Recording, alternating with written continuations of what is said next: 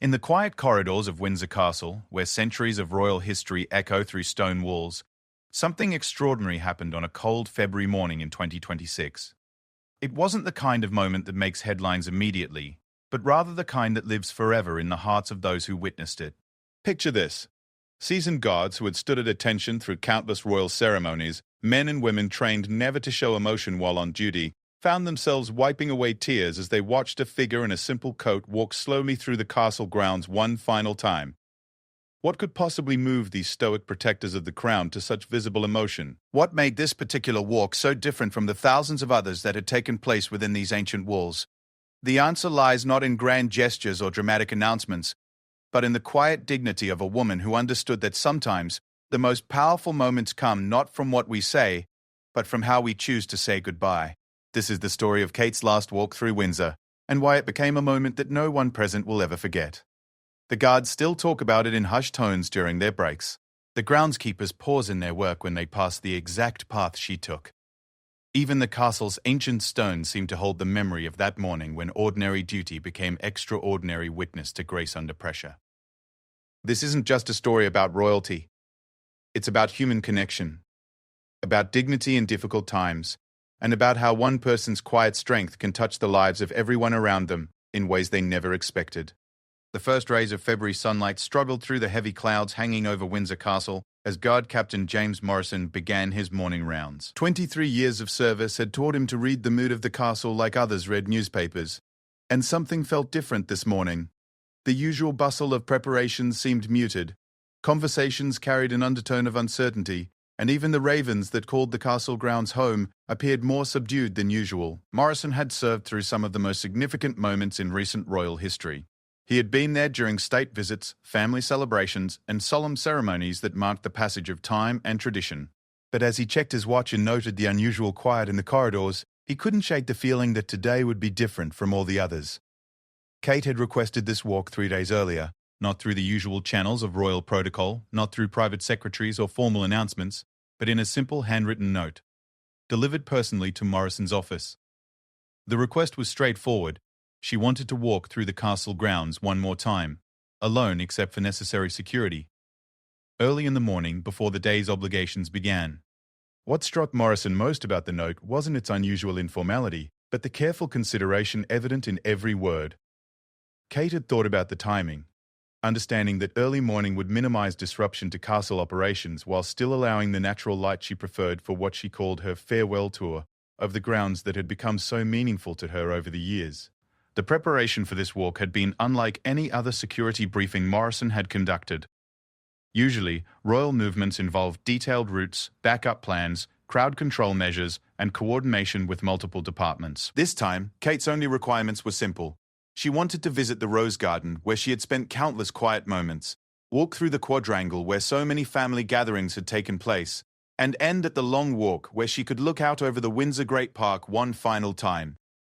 As Morrison assembled his team that morning, he found himself looking into faces that reflected his own mix of professional duty and personal emotion. These weren't just guards doing a job. They were people who had watched Kate navigate her role with grace through some of the most challenging years in recent royal history. They had witnessed her transformation from a newcomer learning royal protocols to a confident woman who had found her own way to serve while remaining true to herself. Guard Sarah Chen had been assigned to the castle's Rose Garden detail for the past 5 years.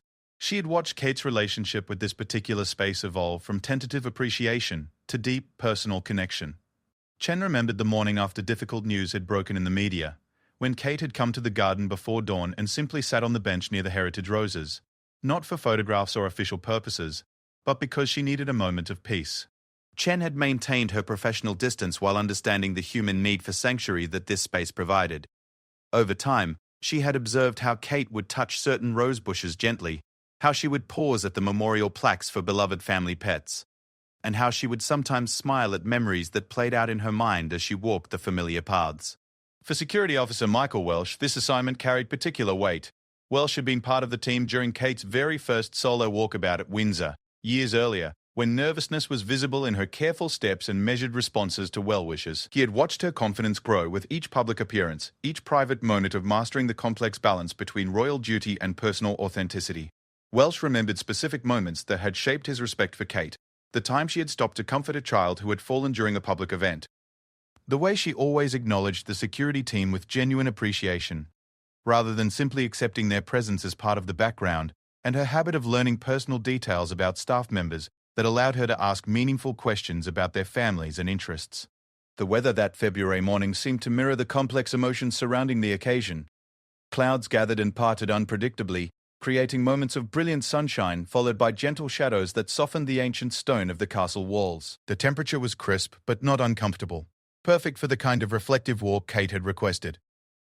Morrison had briefed his team on the importance of giving Kate space for this personal journey while maintaining necessary security protocols. The balance required careful coordination, close enough to ensure safety, distant enough to allow for private reflection, and professional enough to honor both the significance of the moment and their duty to protect. As the appointed time approached, Morrison positioned himself at the garden entrance where Kate had requested to begin her walk.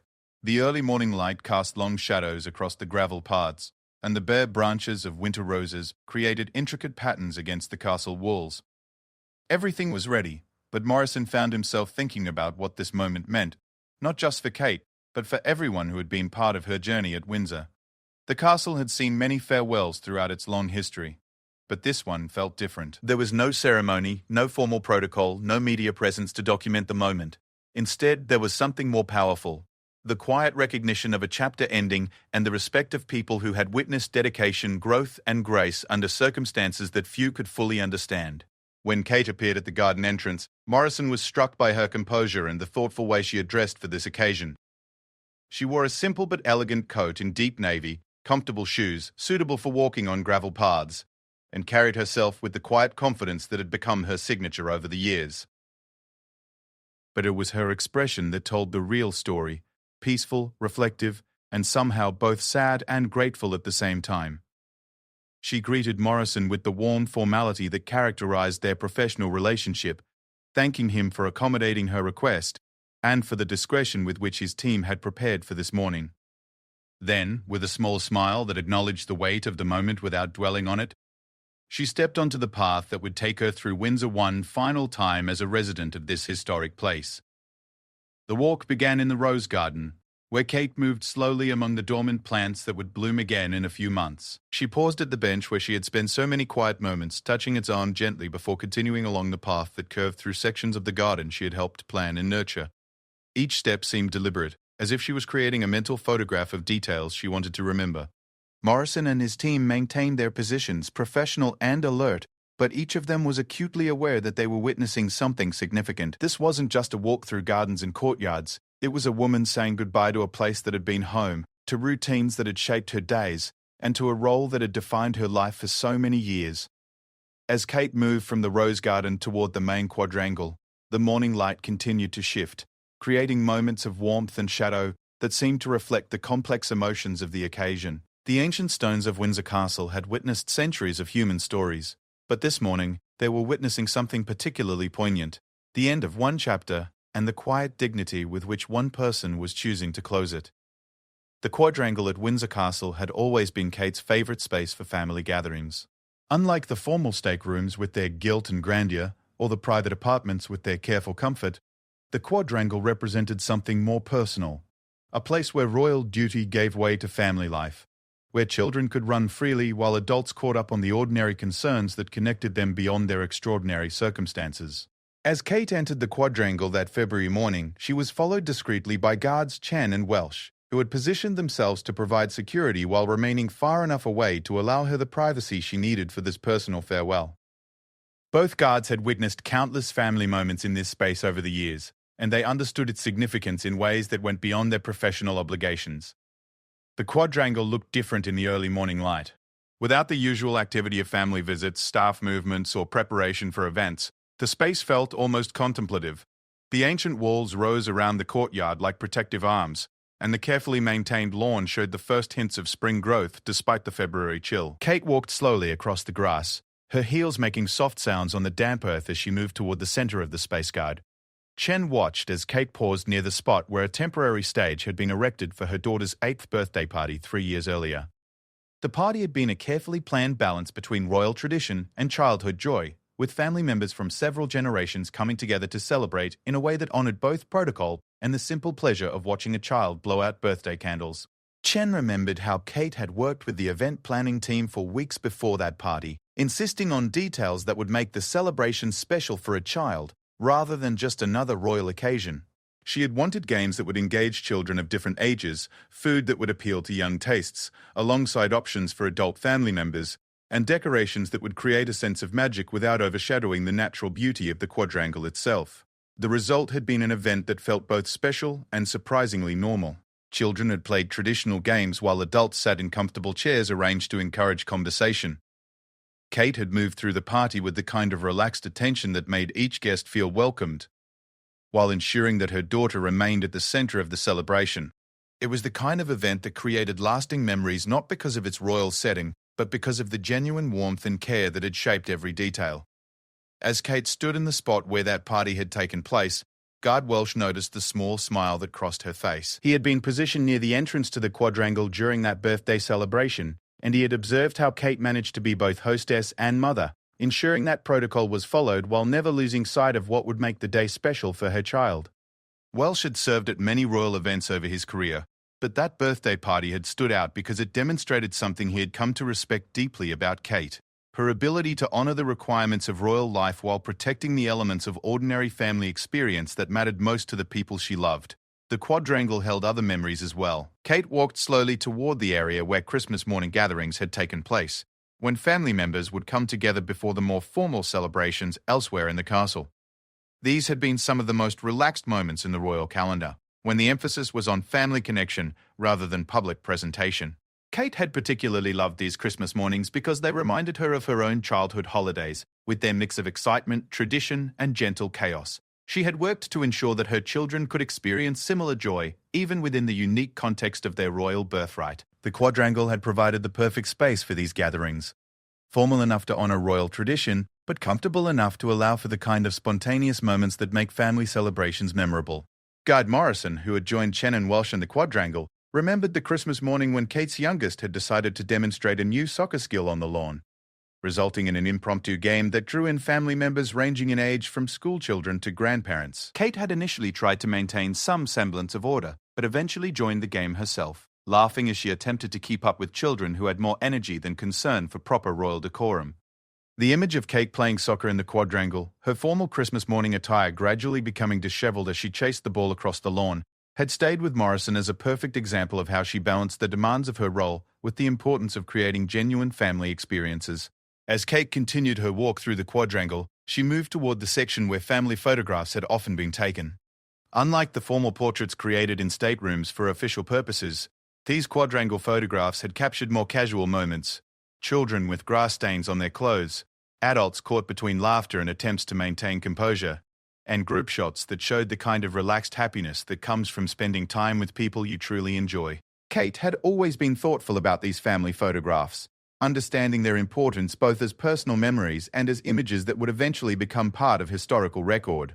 She had worked with photographers to create pictures that felt genuine rather than staged, that captured the personalities of individual family members while showing the connections between them. The quadrangle had provided the perfect backdrop for these photographs because it offered both beauty and flexibility. The ancient walls provided a sense of continuity and tradition, while the open space allowed for natural movement and interaction. Kate had particularly appreciated how the changing light throughout the day could create different moods in the same space, allowing photographers to capture both formal group portraits and spontaneous moments of connection. As she stood near the photography area, Kate seemed to be remembering specific moments captured there over the years. Guard Chen noticed how her expression shifted between different memories, sometimes showing the kind of joy that comes from recalling moments of pure family happiness, other times reflecting the more complex emotions that come from understanding how quickly children grow and circumstances change. The quadrangle had also been the site of quieter family moments that were never photographed or recorded for public consumption. Kate had often brought her children here during family visits, allowing them to run off energy between formal meals or official obligations. These had been some of her favorite times at Windsor, watching her children discover the joy of having space to play freely while being surrounded by family members who understood both the privileges and responsibilities that would shape their futures. Kate had valued these unstructured family times because they provided opportunities for her children to develop relationships with their extended family in relaxed settings. The quadrangle had been perfect for this purpose because it allowed for natural interactions. Children could play together while adults supervised from comfortable distances, and conversations could flow without the formality required in other parts of the castle. As her walk through the quadrangle neared its end, Kate paused once more in the center of the space, turning slowly to take in the walls that had witnessed so many important moments in her family's life. The morning light had continued to shift, creating new patterns of shadow and illumination that changed the character of the space even as she stood there. Guard Morrison observed the care with which Kate was conducting this farewell tour, noting how she seemed to be creating deliberate opportunities to imprint final memories of spaces that had been significant to her. There was something both disciplined and deeply personal about the way she was approaching this goodbye, as if she understood the importance of taking time to properly honor what was ending before moving forward into whatever came next. The quadrangle had been a place where Kate could be both royal and ordinary, where protocol coexisted with genuine family life, where tradition provided structure without preventing spontaneity. As she prepared to leave this space for the final time, it was clear that she was carrying with her not just memories, but an understanding of how meaningful connections could flourish, even within the unique constraints of royal life. When Kate finally moved toward the exit from the quadrangle, her security detail fell into step behind her with the professionalism that had characterized their service throughout this meaningful morning. Each of them had been moved by witnessing this farewell, understanding that they had been present for something that went beyond their usual duties, into the realm of human experience that connected them all regardless of their different roles and responsibilities. The long walk at Windsor stretches for nearly 3 miles in a perfectly straight line from the castle toward the horizon, creating one of the most iconic views in all of England. Ancient oak trees line both sides of the avenue, their massive trunks and spreading branches forming a natural cathedral that has provided shade and shelter for centuries of visitors. For Kate, this magnificent walkway had always represented something beyond its impressive physical dimensions. It was a place for reflection, for perspective, and for the kind of deep thinking that required both solitude and the humbling presence of something larger than oneself. As Kate approached the beginning of the long walk, Guard Captain Morrison signaled to his team to adjust their positions for this final portion of her farewell tour. The security requirements for the long walk were different from those in the enclosed gardens and courtyards. Here, the open expanse required longer sightlines and different positioning, but Morrison had also received Kate's specific request for maximum distance consistent with safety requirements. She had explained in her original note that the long walk held particular significance for her, and she hoped to complete this portion of her journey with as much privacy as possible. Morrison understood. Over the years, he had observed how Kate used this space for some of her most important personal moments. Times when she needed to think through complex decisions or simply find peace during challenging periods. The morning mist still clung to the grass on either side of the avenue, creating an ethereal quality that seemed appropriate for this final walk. The ancient oaks stood like silent sentinels, their bare winter branches creating intricate patterns against the pale sky. Somewhere in the distance, the faint sounds of the castle waking to a new day could be heard, but here at the beginning of the long walk, the world felt suspended in quiet contemplation. Kate paused at the traditional starting point of the walk, where a subtle change in the stonework marked the transition from castle grounds to the great avenue itself. She had stood in this exact spot countless times over the years, sometimes preparing for solitary walks that helped her process difficult news, other times gathering her thoughts before important family conversations or public appearances. Guard Welsh, positioned at a respectful distance, remembered one particular morning 2 years earlier when Kate had come to the long walk after a challenging week of media scrutiny.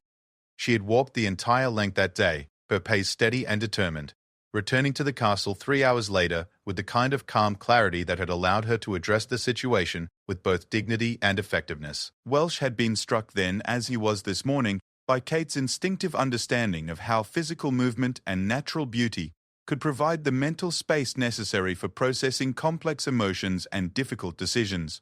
The long walk seemed to offer something that indoor reflection could not: the combination of rhythm, fresh air, and expansive views that allowed thoughts to organize themselves naturally. As Kate began walking down the avenue, her steps settled into the measured pace that had become familiar to her security detail over the years. This was not a hurried walk designed to accomplish a fitness goal, nor was it the careful public pace required during official engagements. Instead, it was the personal rhythm she had developed for times when walking itself was the purpose rather than simply a means of getting from one place to another. The oak trees that lined the avenue had been witnesses to centuries of royal history, but they had also provided shelter and inspiration for countless private moments.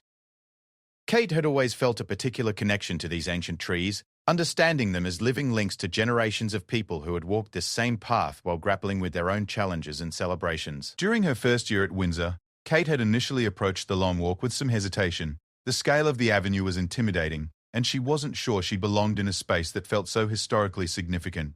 But gradually, she had come to understand that the long walk belonged to everyone who needed it, regardless of their position or circumstances.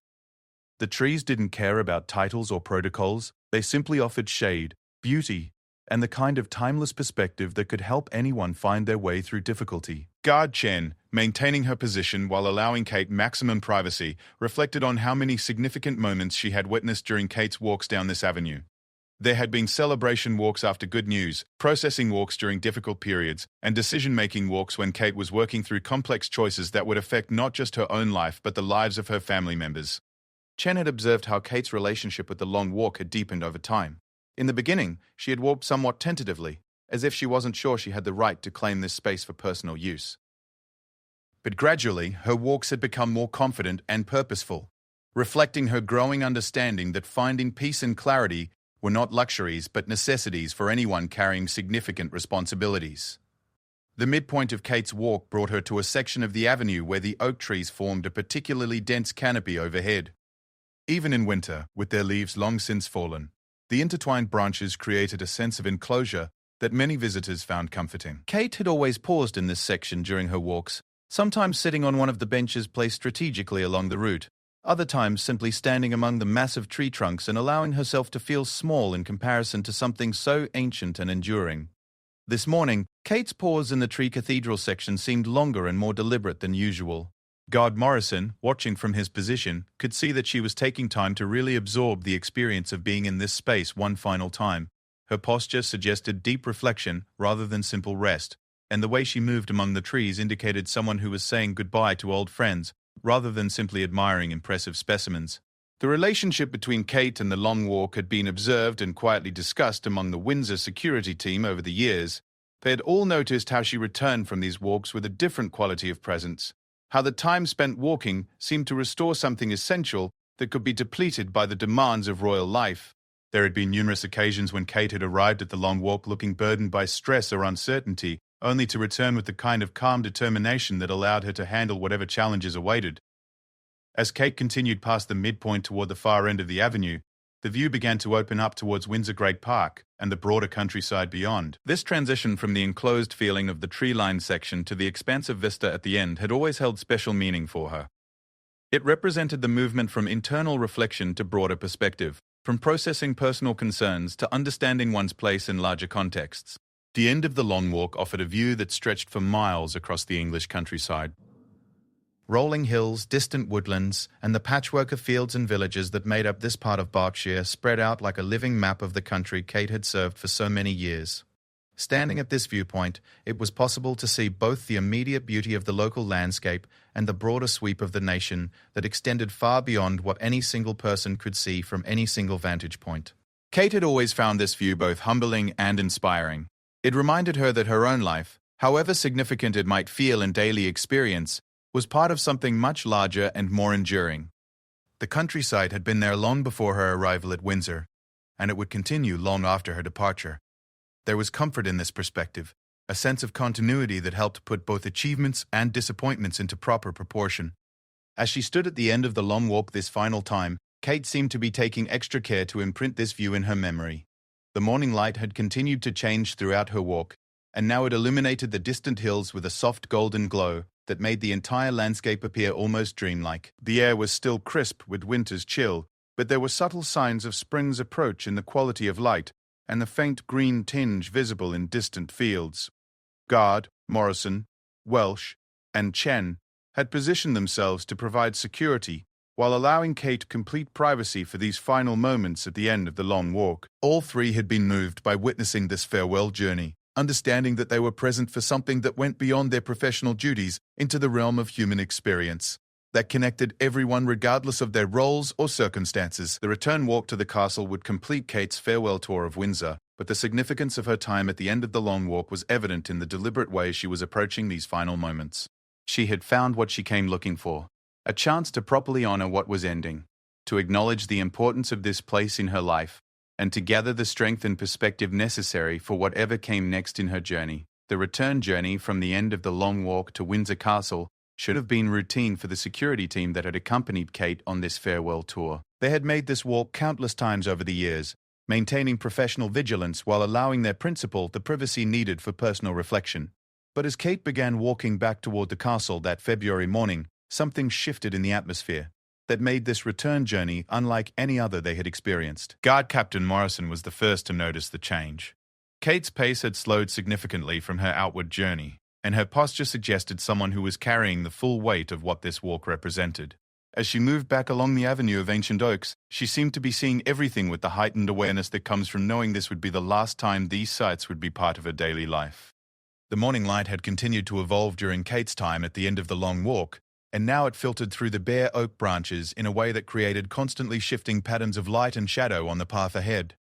Kate moved through these changing patterns like someone navigating not just a physical route, but an emotional landscape that required careful attention to each step. Guard Welsh noticed that Kate had begun pausing more frequently during the return walk, stopping to touch the bark of particular trees, or to look more closely at details of the landscape that she had passed hundreds of times before, but was now seeing as if for the first time.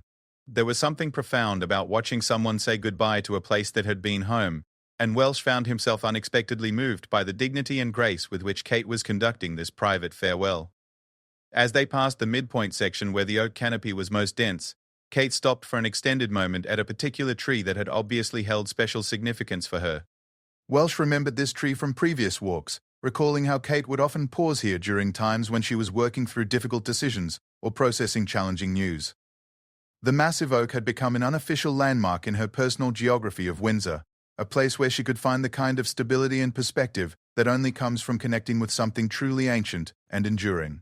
This morning, Kate's pause at her favorite oak tree was longer and more deliberate than usual. She placed her hand on the rough bark and stood quietly for several minutes, her expression showing the complex mix of gratitude and sadness that characterizes meaningful goodbyes. Guard Chen, watching from her position, found herself thinking about how many people throughout history had found comfort in the presence of trees like this one, how the natural world provides a kind of wisdom and stability that human institutions, however grand, cannot always offer.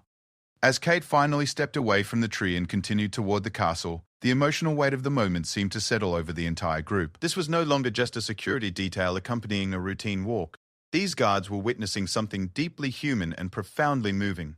Each of them had served long enough to understand the difference between duty and privilege, and they recognized that being present for Kate's farewell to Windsor fell firmly into the latter category.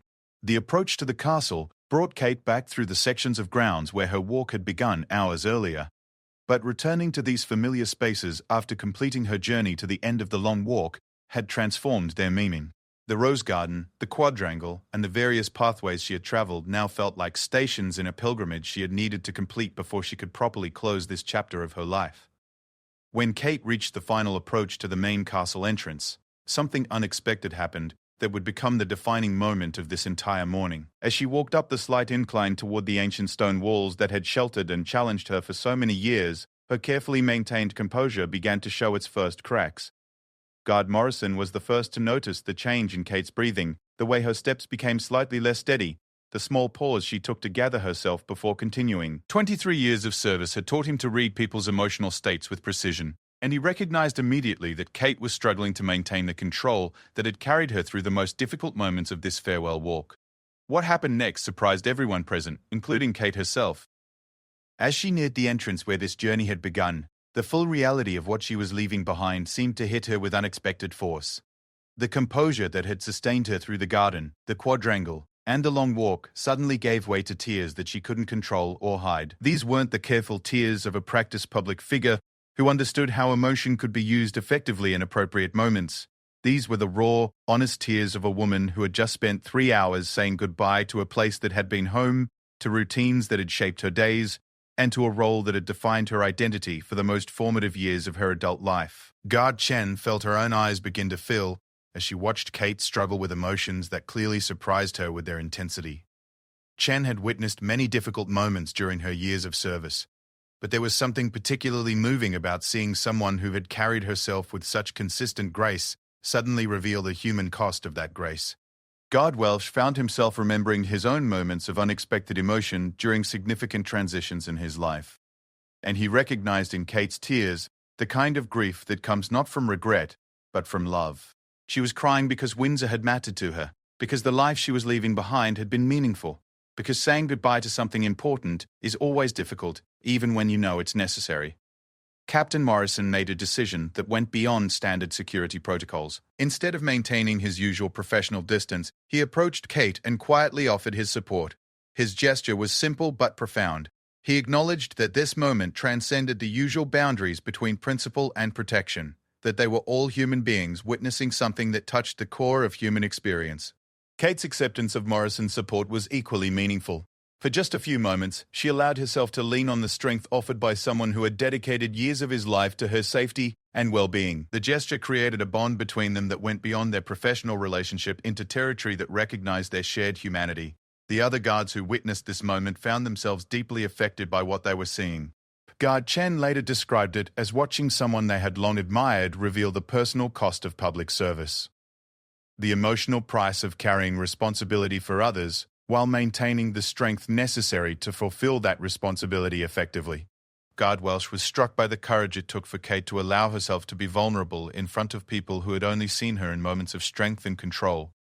There was something powerful about witnessing someone give themselves permission to feel fully, to acknowledge the difficulty of what they were experiencing, rather than simply powering through it with artificial composure. As Kate gradually regained her composure, the atmosphere among the security team had fundamentally changed.